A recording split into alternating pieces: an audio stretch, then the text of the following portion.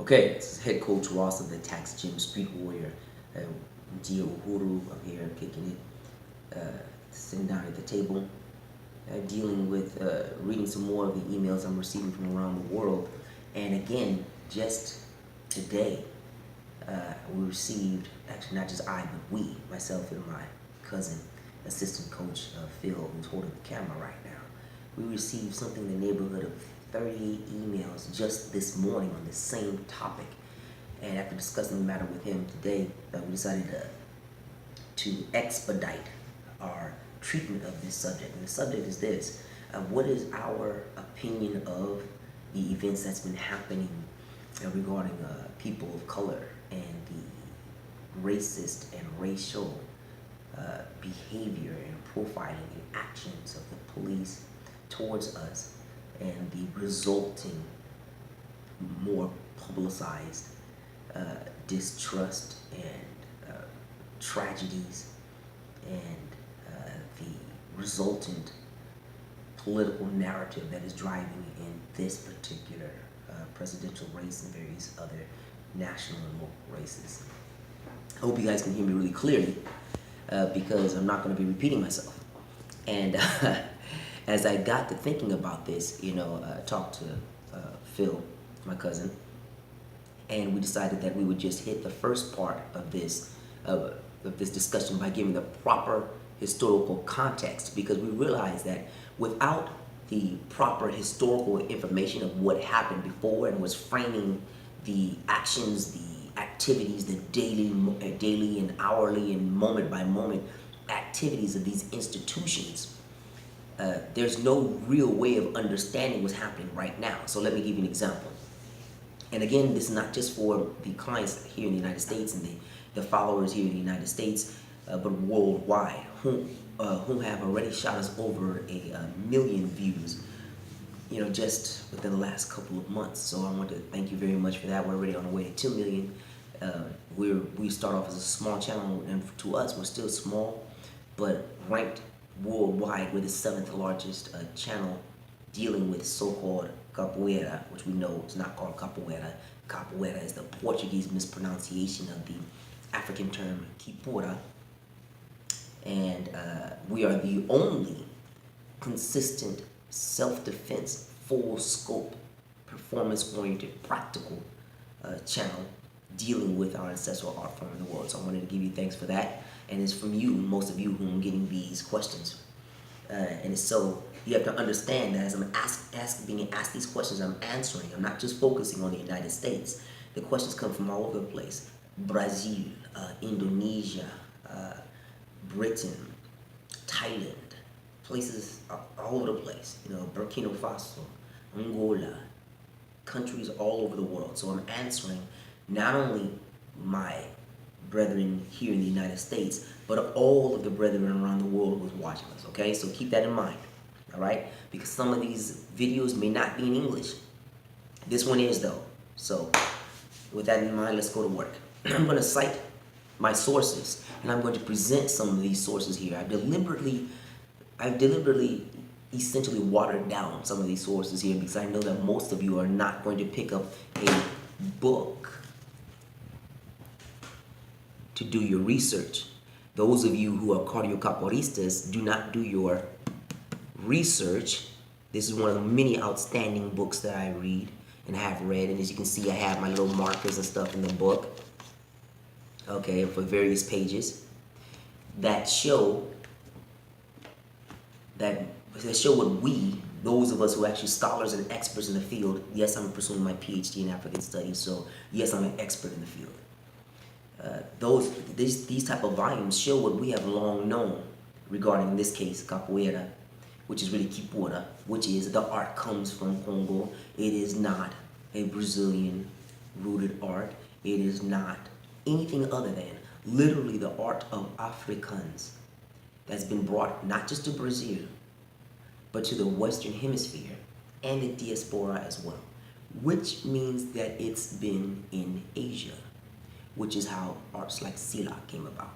But that's another story. You have to watch that in a different series we're going to come up with that links all kind of systems that doesn't even seem to be connected with our family art, and it connects us all as a human species all the more. And I'll teach you that kind of history, and I'll give you the proper information there.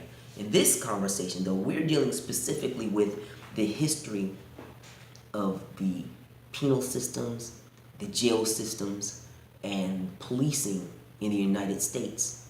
And we're using the United States because in the various other countries like Brazil, England, etc., so on and so forth, their institutions are substantially the same, and in some cases significantly worse, but they still operate off of the same institutional principles, and they operate in the same largely corrupt and racist, institutionalized, structured form of self-perpetuating inequities. Okay?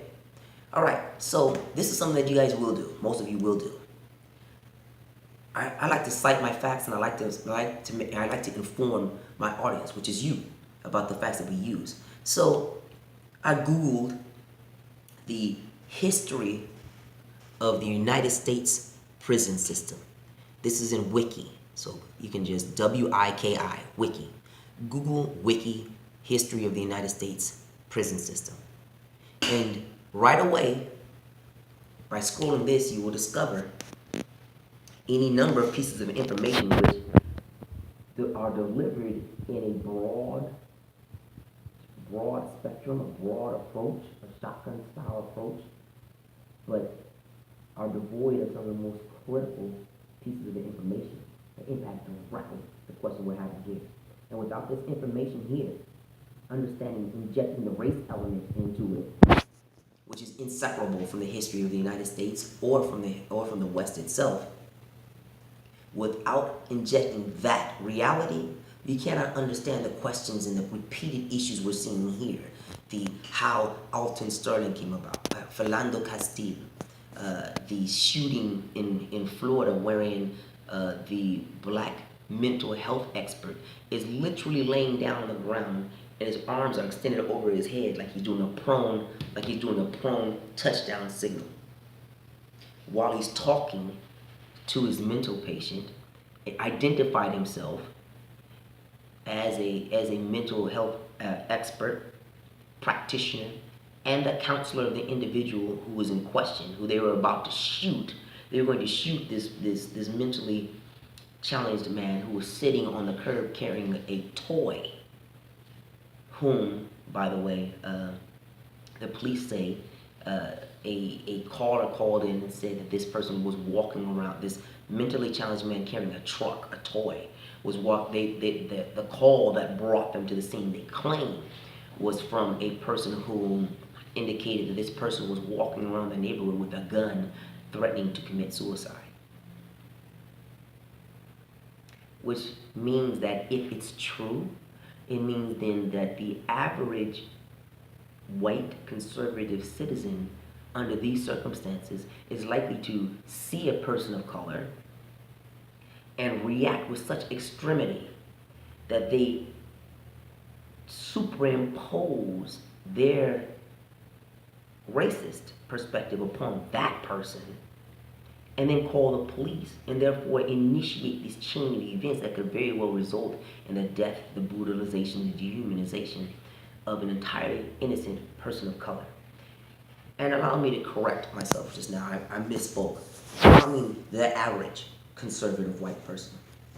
And the reason why I say that in that way is because this person was in a conservative white neighborhood. So I'm not singling out white people. I'm not as a group, as a phylum, as a category, as a kingdom. I'm just responding to the specifics of this instance, and I'm using that to help inform the general approach here.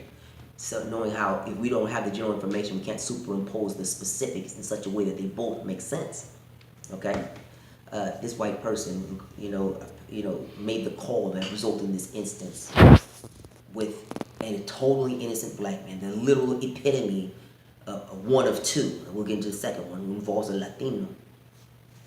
One of two who literally embodied the hands up, don't shoot. Hands up, don't shoot. He was hands up prone, identified himself, had his identification. The police knew who he was. He wasn't even facing the police. He was facing his patient, his mental mentally challenged patient who he's a counselor for, and yet one of the police officers saw fit to shoot him a couple of times while he was prone anyway. And when this particular brother asked the police officer why the police officer shot him while he was prone, had identified himself, was even facing the guy, arms open, and you can clearly see he has no weapons, and the brother wasn't even moving, the police officer's response was, "I don't know."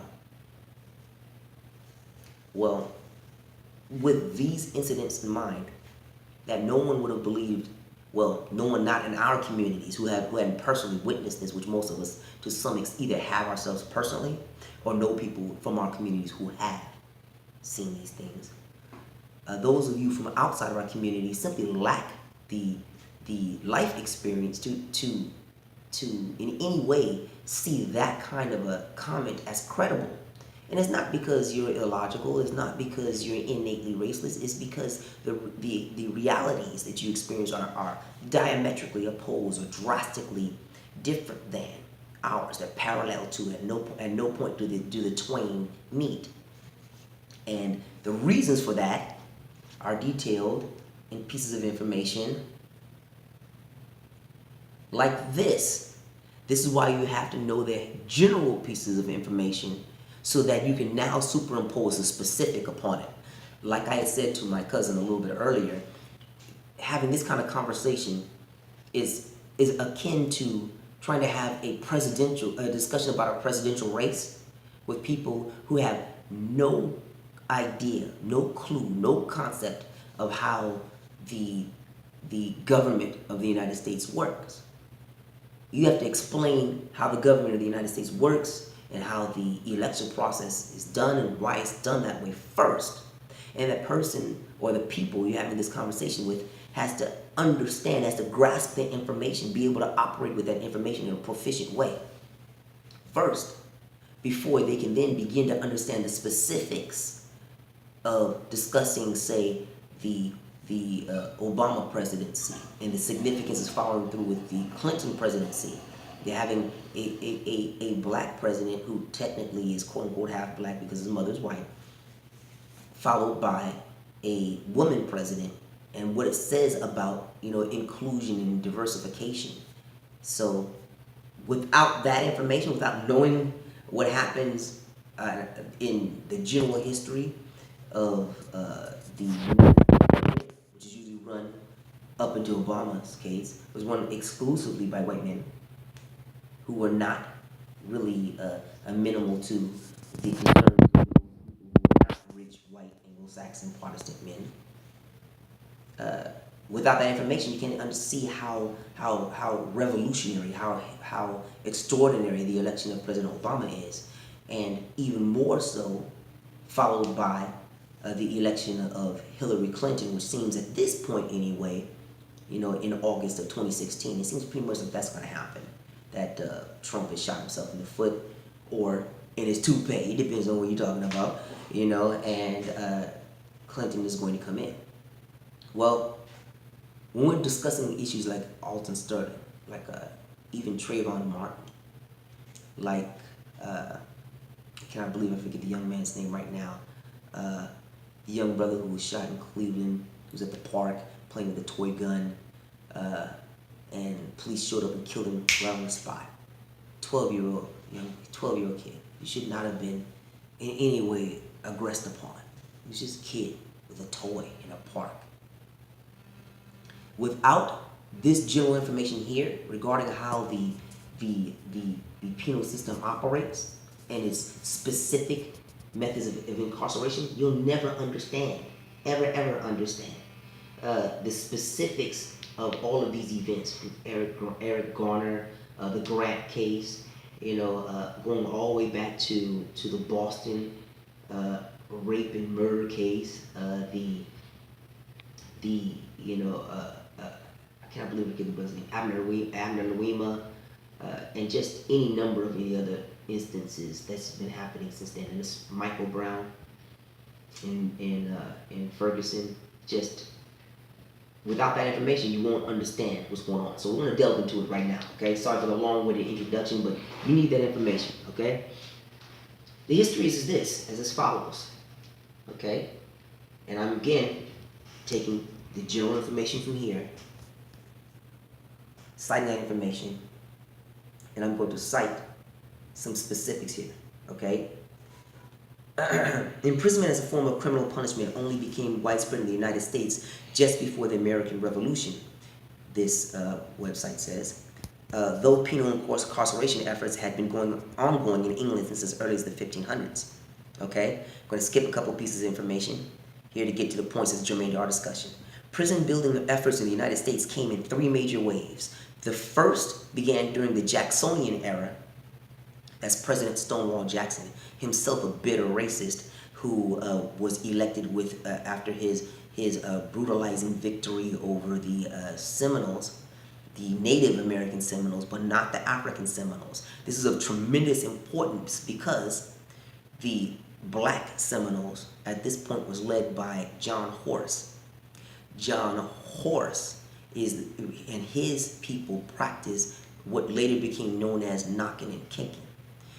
Knocking and kicking is CAPOEIRA in its hybrid form in the United States.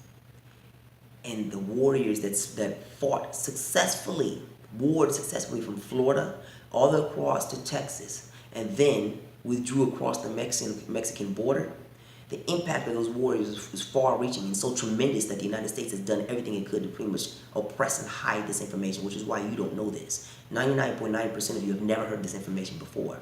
But this was a successful revolution, armed revolution, by so-called slaves, who were never slaves, by the way. They were Africans who were freed and refused to be slaves, who then, these freed Africans, the black Seminoles, allegedly, warred across the United States, freeing Africans who actually were enslaved at that point in the process, embracing them, teaching them the fighting systems, of so-called knocking and kicking, which is really, again, a form of CAPOEIRA. It's really CAPOEIRA here in the United States, but you can't find CAPOEIRA in the United States. You have to look for knocking and kicking if you're going to do a Google search, and then you'll find some literal historical records of it. This is of great importance is because without that incident, you and I wouldn't be talking. That art is what informed the root system here of my family here in the United States, which we have built upon to produce the videos you're looking at now. So we're looking at the fighting system here and the fighting system of we Africans and our experiences throughout the diaspora all over the planet, including Southeast Asia and the Orient, that is now utilized as a hybrid totality right here in the United States. It's the reason why I'm talking to you right now. And it's the reason why I have the information I'm telling you from here. All right? So John Horace did his thing, all right, including defeating Jackson's top army and Jackson's handpicked successors. And he would have beaten Jackson himself directly, which he had already done before. But that's another video that we'll put out. We'll delve into that. But you need that information to understand what's happening here. You see, the prison systems, the penal systems, the law enforcement systems in the United States' primary purpose was to re-incarcerate the so-called freed Africans once the Civil War was over, and we freed ourselves not as a result of the pen of President Lincoln, but 8 months after he was dead as the result of Africans who had ascended from previous slavery or previous almost residency. If they were free persons, they were pretty much residents, weren't allowed to interact as actual citizens. So previous residency or slavery to the highest echelons of the United States in Congress and passed the 14th Amendment, which ended slavery 8 months after President Lincoln was assassinated. So please stop passing and spreading the lie that Abraham Lincoln freed the slaves. He never did, and he wasn't interested in doing so. We freed ourselves. I have to emphasize this. Nowhere in the history of humanity did the slaver suddenly have just a moral epitome, just a revelation, and said, you know what, this is bad. All of you are free. Hell no. And it didn't happen with us either. So everywhere we were enslaved, those are the same places that we freed ourselves through warfare. It wasn't through being nice. Got it? Okay. So the policing system and the incarceration system was already oriented toward re-enslaving us more than anyone else. Yes, other people got arrested, other people were thrown in jail, and they were forced into hard labor, no questions about it. There were poor whites, there were Asians, particularly the Chinese, who later came over and gave, invaluable help in the construction of the railroads across the United States. Yes, all that happened. No one's denying that. What we're pointing out, though, is that its primary purpose was to re-incarcerate and re-enslave those of us of African descent. That's its primary purpose. That was its primary purpose. That's how it got into nationwide being in existence. Pause and think about that. Every time you see a police car rolling down the street in your neighborhood, regardless of how good that police officer is, regardless of how cool or how legit or how honest that police officer is, that police officer is operating within the constraints and structure of an institution that was brought about for the sole purpose, and primary purpose, I should say, of incarcerating, mistreating, and dehumanizing everyone who looks like me, for no other reason than we exist. That means that the good police officers, who will vastly outnumber the bad police officers, because if all police officers were bad, or if the majority of them were bad, we wouldn't be surprised at what we're seeing now. Being bad would be the norm. What we're looking at here is the inescapable fact that even the good police officers are helping the racist and racial profiling, because the institution that they work for is designed to do this. Period. That's what it does. You could be the greatest, nicest, best, most even-tempered phlebotomist in the world, but you work for Dracula Incorporated. You are about to help vamp some people, and you're going to draw blood from people and feed it to Drac and his crew. Regardless of what you personally think, the very structure and confines of your job is designed to do that. That's what police officers are looking at. And don't think that I'm leaping into wild hyperbole here. I've worked HRSP, which is high-risk security posts, here in California. It is essentially the closest you can be to a police officer without actually becoming a police officer. I've done that for over 10 years. And I can tell you stories that will not only make your hair stand up, but blow it off you and blow it off whoever's near you too. So I've done a lot of arresting people of my color and everybody else's color, because criminals are criminals.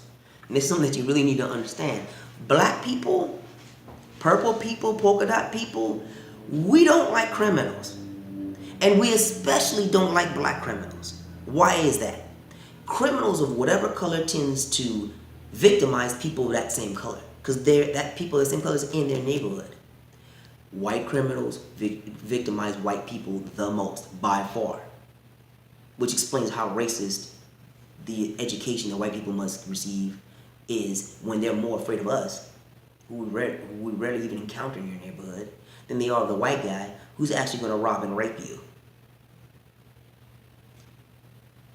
This same reality is precisely why we black people really can't stand black criminals. Newsflash, folks. If the white cops or the police in general do not live in our black neighborhoods, which they don't across this nation, the United States, and yet they regularly make arrests in our black neighborhoods as a result of regular calls being fielded by 911 operators placed to them by black people in our own black communities, you know what that means? It means that black folks don't like that criminal either, to the extent that they will call the police on that black criminal. Now, they may not be calling the police on the black criminal so the police can come over and execute the black criminal. But we don't like crime. We don't like criminals. We want that stuff out of our communities too. We don't want to deal with racism and criminality on top of that. It's not fun. It would be like being a Jew in Nazi Germany, and now you're dealing with the Jewish mafia who want to mafialize all on the Jews. That's not fun. Yeah, it's literally 100 times worse. Literally, numbers wise. If you want to get technical, it's at least 16 times worse in its first flush that we Africans are facing here in the United States. So when you open your mouth and say something stupid like that, please make certain that you close it before you open your mouth and spread that stupidity out around your friends and demonstrate just how stupid you are for saying something as stupid as that. All right? Thank you. Oh, while we're on the subject, another email. Don't talk to me about reverse racism. There's no such thing as reverse racism. Racism did not get in a car and just bust the R like, we're going to go ahead and just get our reverse on. That's not what happened. All right?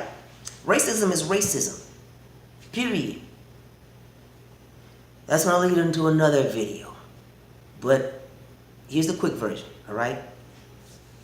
There is societal prejudice that is ensconced within the institutions, the very fabric of how a society works. It is inescapable. The only way to change it is to actually uproot the institution from its roots and change the fabric of its operation from the ground up. That's a revolution. The kind that is really cool, you know, depending upon who is handing out the propaganda for it, like the American Revolution.